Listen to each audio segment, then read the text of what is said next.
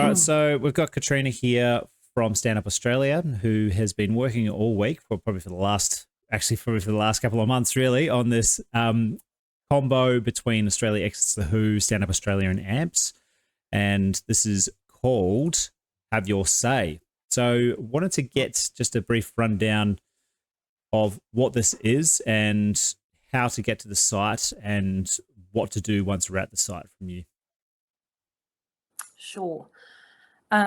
Great. Let's talk about this campaign because, it's been a lot of work. Ruby, our founder, has been working with similar platforms to this for a while now, but this one's actually brand spanking new. And the beauty of it is that it gives us the ability to see how many people engage with the platform, how many MPs receive emails, how many phone calls are pledged, how many visits to MPs' offices are pledged. So it'll give us fantastic data to be able to say, hey, such and such senator, you've received 5,000 emails and you haven't made a squeak about this. We know people are concerned. So that's what's great about this platform. Lovely. So it actually tracks the amount of submissions that have been put through. Yeah. So you'll see. We'll look at it in a minute, but you'll see when you go into the platform. You'll see that there's been already 35 emails pledged, or you'll see that there's 350 phone calls pledged. So the user can see some data at the front end, but at the back end, we can see that there are, which emails have gone to which MPs, how many of them have gone, if the MPs open them, if they forward them, if they reply, we can see what they do with them from their end as well. So yeah, it's pretty cool data, and we'll be using it. We're not going to be afraid to call out MPs that aren't responding to the people. Fantastic. Yeah, it's been such a good idea. And how involved are AMPS and Australia Exits the Who in this? Yeah, so it's a three-way collaboration between AMPS and Australia Exits the Who. Australia Exits the Who have been amazing. They are obviously focused solely on this issue, unlike us and AMPS. So they've been the brains trust, I suppose, between the three of us for the content and the information that we're sharing with the users, and also the information that we need to hear back from the MPs. So we've had lots of meetings with them over the last weeks, months, figuring out how to put this together. AMPS have been, they've been at the forefront of fighting for medical freedom. So this is a topic that's really, really important to them too. So it's been a really natural alignment, and no egos in the room. It's just everyone's got their eye on the prize. It's been really good. Yeah, I think that's something that's been lacking throughout the whole freedom movement, is just having people who we can just agree on what we can agree on and not bicker about the other stuff. So it's fantastic that everybody's come together in this, and we can actually try to make a bit of change here. So yeah, it's been good. I'll jump over to the website now, and on mysaymatters.com.au, as you can see at the top. So this is mysaymatters.com.au. So we obviously purchased this URL just for this campaign. So when you can either find it on the Stand Up Now Australia website at the top, you can find this link, or if you don't want to go there, you can contact us through Mitch, or you're in our weekly emails. There's a million ways to find this link, but just reach out to Stand Up on socials or anywhere you like if you can't find the link. So mysaymatters.com.au, and you'll see it as soon as you arrive, you'll see the three logos on the right of the three collaborators that have put this campaign together. And do you know what the Who's up to? So the Who's up to a whole lot of trouble, basically. Should we talk about what they're aiming to do now, Mitch, or do you want to go through the platform first? Well, let's have a quick run through of that. I mean, if people have been following us for a while, that have a pretty good understanding of what's going on. But yeah, and we've had a lot of new followers over the last 10 days, 2 weeks.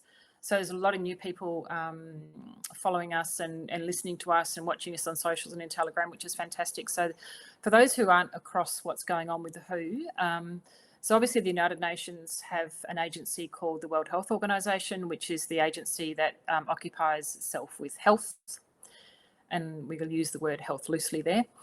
The World Health Organization has a group of rules, if you like, or regulations, and they're called the International Health Regulations.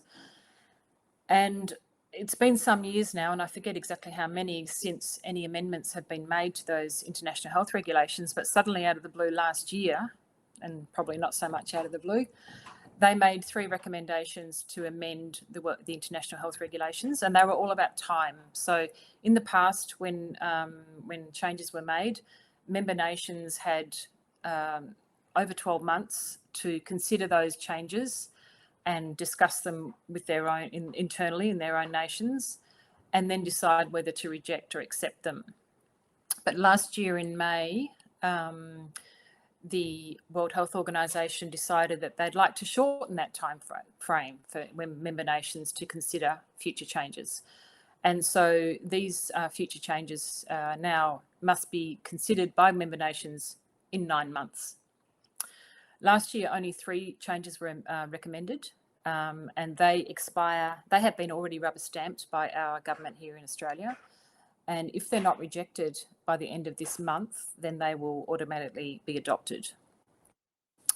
And we've got to assume that we don't have the capacity to stop that from happening. So we're going to give it all we've got, but it's highly unlikely that we'll stop that happening. The next lot of changes, go on, Mitch, sorry. No, keep going. The next lot of changes are the ones that were announced this year, and they will expire in May next year, and there's 307 of them.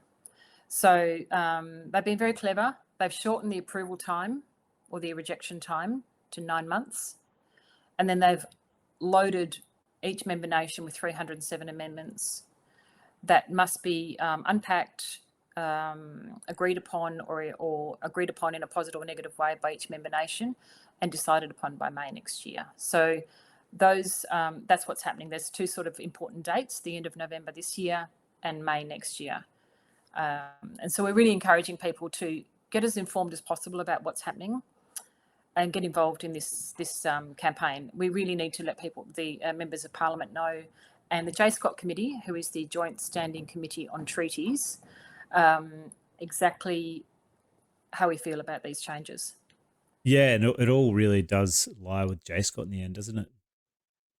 It does. So this doesn't get ratified by our government. These changes don't get ratified. They don't go through Parliament. They are changes that get assessed by 16 members of Parliament who form the Joint Standing Committee on Treaties. And they haven't even looked at them yet, the ones for next year. But they are the people that will recommend to the government whether we reject or accept these amendments to the international health regulations. Yeah, so it really is time to get onto anybody you can that may be able to influence these people at JSCOT, so we can say no to this sort of stuff here. And the way we're doing it is through this webpage. So can you just run us through the webpage? Sure thing. So you'll see the front there, the banners, have your say, why we must reject amendments. Now that is very small writing for me, but why we must reject the amendments to the World Health Organization, the WHO, and the International Health Regulations, the IHR. So you'll probably see lots of these acronyms flying around. So the WHO is not the band, it's the World Health Organization, and International Health Regulations is often abbreviated to IHR. So there's just a bit of information there. If you scroll down, or if you can read that, Mitch, because I definitely can't. So our government is planning to approve changes that mean you or your loved ones will permanently lose your right to make decisions about your own life and the life of your loved ones. Have decision about your children's welfare and health made by unelected bureaucrats, not you. No longer be entitled to basic human rights, fundamental freedoms, and freedom of speech. Be forced to take whatever medical procedure is prescribed, not by your doctor, but by overseas bureaucrats, including mandatory vaccinations. And yeah, I mean, even mandatory, I think they even go to sort of compulsory vaccinations into the IHR, and the loss of your human rights, where they've actually struck that out of the actual paper itself, where there no longer has the term human rights in there. So this is scary stuff. And as it says here, yes, folks, this is for real. Why you should care. So we've got the loss of democracy. So the WHO's been infiltrated by self-interested billionaires and pharmaceutical companies that exert substantial influence over the WHO decisions through One Health, and they seek to control our entire government. Our entire environment. Overreaching control. These powers will include pandemics and potential pandemics, as declared solely by WHO Director General without substantive proof. Directives will be legally binding, and they include detention, surveillance, and censorship. Then you got the loss of human rights. Why would they strike out the clause with full respect for our dignity, human rights, and fundamental freedoms of persons? These changes remove bodily autonomy for the whole population, including our children. Yeah, it's pretty serious stuff. I think, as I said, the amendments, the changes that have been recommended for this year are about timeframes. So there's no change to the bulk of the regulations. But next year's changes, the ones that expire in May, the deadline for May, the big one for me is that the WHO wants to change from becoming an advisory body, and they now want to become a legally binding body. So essentially, as that information just said, we'll be governed by unelected elites that don't live in this country, that don't understand our people, that don't understand our way of life. And we will comply. We will have to comply as a member nation. It will possibly mean we'll even have to change legislation. It might even mean we have to change our constitution. It's going to be enormously expensive for us to comply with those regulations. So it's pretty serious stuff, and no one's talking about it. No, nobody's talking about it. We've been distracted by everything else. We've had wars, two concurrent wars going. We've had the Voice, Donald Trump and the upcoming elections, anything but the stuff that actually matters. So it's time to really start to put your money where your mouth is. And if you do care about freedom, stop talking about this crap and just get onto this. It's as simple as that. I think there's anything more. Yeah, I honestly don't think there's anything more important right now. I remember, as you know, Mitch, I volunteered for the Voice and did my bit there, but in the back of my mind the whole time was I knew that this was actually much more important. Because if we are governed by a group of elites who have financial interest in the outcomes of their decisions, then it doesn't matter who owns the land. It doesn't matter who's not allowed on the land. We're in serious trouble. Certainly are. We certainly are. So, and just wanted to briefly talk about the One Health thing, because the One Health thing means, it lumps humans, animals, environment, everything into one thing. So we could be talking about anything to do with climate change here, any sort of animal emergency, and then any potential pandemic, whether or not it's an emergency at the time. It can be declared an emergency, which means all these new things will be coming into action. I'll play this little clip from Karen here. She's really good at explaining things. Nice. 1 minute. If the IHR amendments are not rejected, the World Health Organization, which is now controlled by billionaires and pharmaceutical companies, will have extraordinary global power, allowing them to make binding health decisions for Australia and all Australians. They will effectively be in charge on all decisions in relation to pandemics, but also potential pandemics, which they alone can declare, the Director General himself can declare. And they will not relate to our health, but also just to our health, but also to our animals and our environment. The One Health concept covers the entire biosphere, and that is where we are saying that this is really the closest thing to one world government that we're looking at. This is happening without parliamentary approval. It does not need to be approved or ratified by our government, and the implications of these changes are Orwellian. Anyone or anything that proposes that we give up our basic human or democratic rights is not acting in Australia's best interests. There we go. Alrighty. She's pretty great, Karen. She's immersed in this stuff 24/7. Yep. So I want to get on to now. Sorry, what were you going to say? Yep. No, go on. No, I was just looking at those two. These two chums. These two best mates. Yep. Yeah, the guy on the right looks like he should be in charge of health. Oh, yeah, of course. I love that beer gut he's got there. It's fantastic. Yeah, Um, yeah. so I just wanted to jump down here, just to what we do from here. Obviously, we can talk about it, but now it's time for action. So, what do people do right now once they've read the stuff and they know what they're talking about? I can't stress this enough. Make sure you know what you're talking about when you get in touch with the people that are going to be able to influence what happens here. Because if you don't, you're going to be written off as a crackpot, and they're going to chuck your submission in the bin. So. They are. So to help people, we've actually written quite a few prompts in the mechanism of the campaign.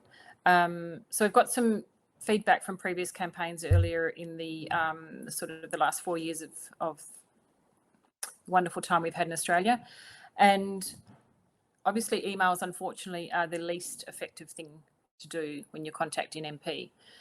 That's a shame because it's the easiest thing to do. So if you scroll down, Mitch, take action today. Oh, there we go. We'll just have to push that up. So you've got, so there's four options there. So I can't believe how hard it is for me to read. I've read this a million times. So meet your MP, is it? No, it's phone your MP. So most effective here. I can read this. It's probably a little bit easier for me to read it than you because you're looking at a small box on the screen there. So, so most effective, we've got write a letter. So for every letter received, MPs consider this to represent the voices of 1,000 constituents. We'll help you generate your letter for maximum impact. We've got a little button here. We've got very effective. Make a phone call. Making the effort to call your MP shows how serious you are about an issue. We'll provide you with some talking points to help you guide you on what to say. And then you got your effective, which is send an email and visit the person, visit the MP in person. Emails, we've already heard from Malcolm Roberts and stuff that they just really don't work. They don't. Yeah. They don't get anywhere. I'm surprised the visit the MP in person is only rated as effective though. We're going to adjust that. There was an issue with some part of the back end, but we're definitely going to move that up the scale. Beautiful. So visit is an excellent thing to do. So let's start with the first one. So as Mitch said, there's a little button at the bottom. So this is to write a letter. So let's just put 999 in there, Mitch. Well, obviously you put your code. Now you can see on the top right there, for example, 416 letters have already been generated. So 416 people have actually come in here already and written a letter, which will be posted to their MP. Amazing. So if you put 9999 in there, 4 nines. This is how we do our tests. So this is the cool party. Okay, so your MP will pop up. So if you're, for example, at the moment, I'm in the Midwest on the WA coast, and my postcode is 6530. Well, actually, do you want to do a proper one? Should we go back? Yeah, why not? So go 6530, which is Greater Geraldton. And Melissa Price is my local representative. So I've already written to Melissa.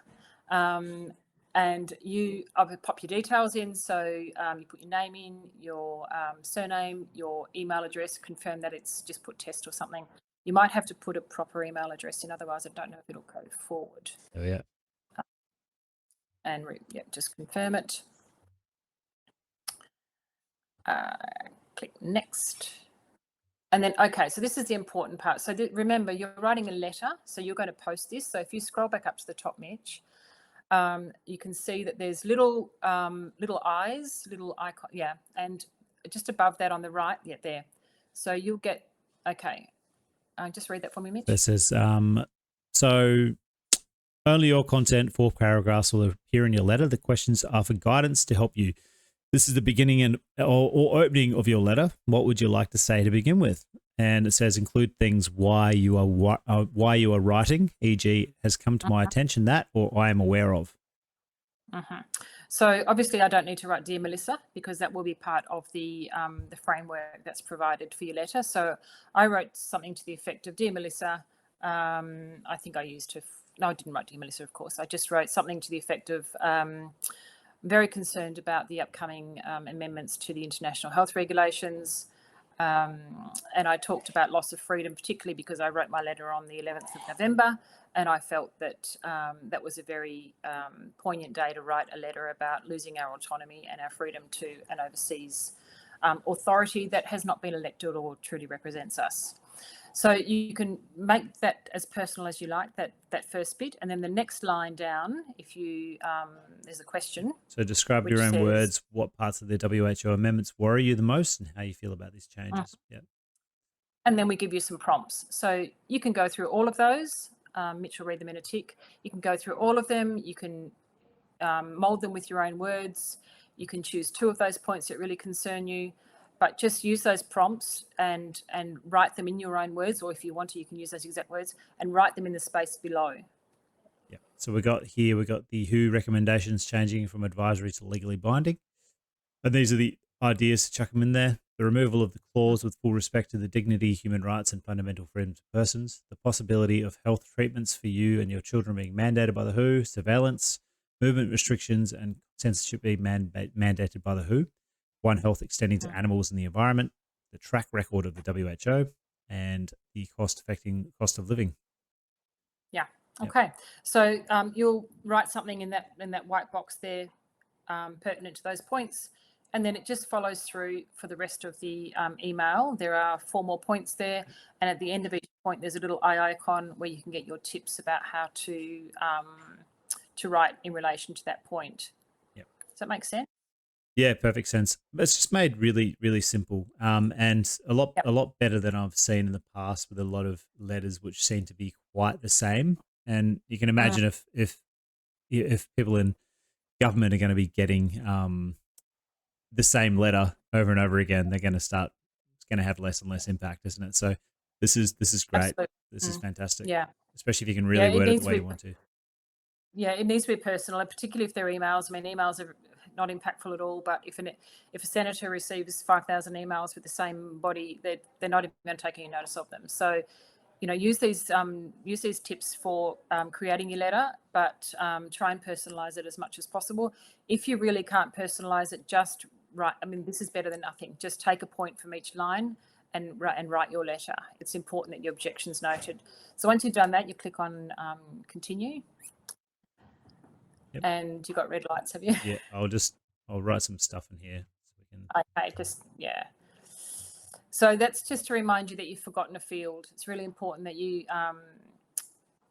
put something in every field. Now your letter will not look like that, but hopefully not anyway. Yeah. if it looks like that, you've done it wrong. Yeah, go back.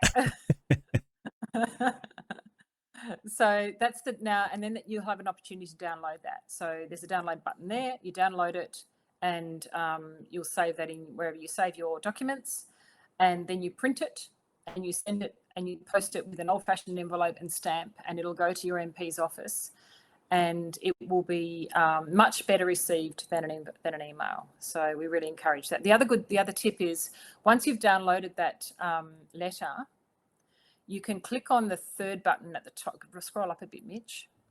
See the third button, send an email? Yep. So now you've got your letter downloaded in your downloads folder, wherever it is on your PC. You can start this process again. And this is what I did with Melissa.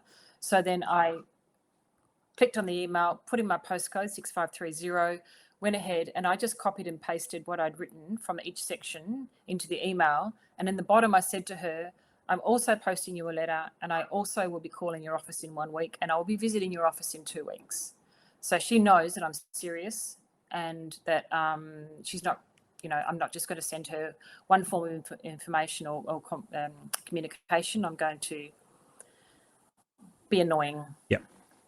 Fantastic. But that is another way of using your letter that you've downloaded.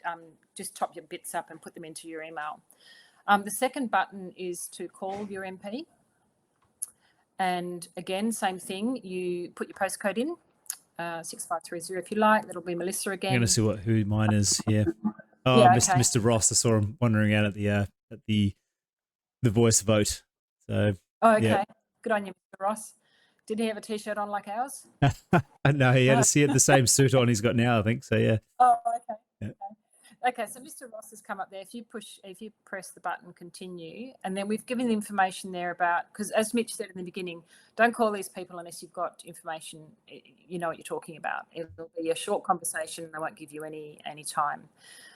We've put a link in there for the strikeout of the human rights clause that's in the recommended amendments for next year. But we highly recommend you do a little bit of research before you call your MP and have a conversation. Phone calls are really effective, but you do need to have a little bit of arsenal with you when you make that call. Yep, certainly do. Alrighty. So the next one, do I just go back here? Yeah, just go back and you can scroll up and email. So as I said, to save yourself some time, do the letter first, download the email and download the letter, and then you can just use those bits and pieces. Beautiful. Now, when you send an email, you can click on that and put your postcode in if you like, Mitch. When you do an email, the good thing is that your email will be copied into every senator in this country and every member of JSCOT. Oh, wow. Yeah. So we can see from the back end. So Mitch will send his email to his sitting member, and his email will get copied into those 16 members of the JSCOT committee, plus all of our senators. Some of them we know are good eggs, but some of them aren't such good eggs. And so the JSCOT committee are going to get bombarded, which is what we want. And it's the same process. Same thing. So it's the same points. And as I said, if you've already done your letter, it's easy, just copy and paste. Otherwise, you can start from scratch. You might want to write something different in your email. Yeah. So you just do the same thing. Just do the same thing. Yeah. And it will get sent off. Beautiful. And then submit. Okay. It goes off. Yeah. Lovely. Yeah, and it goes off. Okay. And then, of course, you can go and visit your MP. Again, you might have to try 2 or 3 times. I mean, many of you have probably already tried visiting MPs over the past 4 years, and you don't normally get lucky the first time round. As I've done with Melissa Price, I've told her I'm coming. I'll be calling her. I'll be booking an appointment. I'll be going to see her, and I probably won't get to see her face to face, but it's important that we make an effort, and we're on record that we're serious and that we're objecting to this, and we want them to take us seriously. Yep. Beautiful. So that's basically it. Yeah. Yep. So gave you the address there, and then just gives you more talking points here. So yeah, amazing. You guys have done amazing work on this. Yeah. It's pretty darn good. It's incredible. So let's get the word out there too. If you know people that are concerned about this, send it on. Pass the parcel. There's plenty of information here, and if you want even more information, just go back into our channels at Stand Up Now Australia, and we have plenty on our Rumble channel. We've got videos from the chats we've done with Senator Roberts, Karen from the WHO. We've got our roundtable, and we do have another one coming up as well, don't we? Another roundtable. Yeah, we do. So we've got a roundtable event, and I'm just waiting for Senator Roberts to give me a yes or a no. I'm sincerely hoping he's a yes. So the 20th of November at 8 p.m. Australian Eastern Daylight Saving Time, we've got Senator Rennick and Senator Babette have confirmed. I'm meeting with Senator Canavan tomorrow, and that's really, really important because Senator Canavan is actually on the JSCOT committee, so we really need his ear. And Senator Antic, unfortunately, is not available. Senator Roberts is he's just not quite sure yet, but hopefully tomorrow I'll hear from his team. We've got the lovely Katie Ashby Coppins hosting that with our fantastic Robin Tutor. Katie, of course, is a formidable lawyer who's been fighting in this space for some time now and working with teams like Australia Exits the WHO. So between Katie and Robin, we'll have these senators very well looked after, and we look forward to hearing from them about what their plans are, how they aim to deal with such huge demands on us as a member nation of the WHO. And we're really looking forward to hearing from Matt Canavan about what the JSCOT's committee is planning to do, because, we're really in their hands. It's amazing that we've got Matt Canavan on from JSCOT. It's Great, Well, he's really not on great yet. start. We've got a meeting with him tomorrow. He was very, very obliging in accepting an opportunity to have a meeting with us. Yep. So Katie and I are meeting with him in the morning, and we will hopefully, have him on the webinar next week. Fantastic. Oh, I can't wait. I know, right? It's a big one. Well, we'll leave it there. Thank you for your time explaining that. And we will hopefully get, hundreds of thousands of people writing into their local member. Absolutely. I mean, we've been ambitious and it's been great. Everyone's been very, very collaborative, as I said. No egos. Our aim is to reach 1 million Australian families with this. It's going to affect every single family in this country, but we want 1 million families to stand up and sign this thing and share it with people, have a conversation with their neighbours, with their family, with their friends. And we can't possibly say no. It's a bit like The Voice. We cannot say sorry. We cannot say yes to something that we don't fully understand. So we need to give this the big boot. Yes, we certainly do.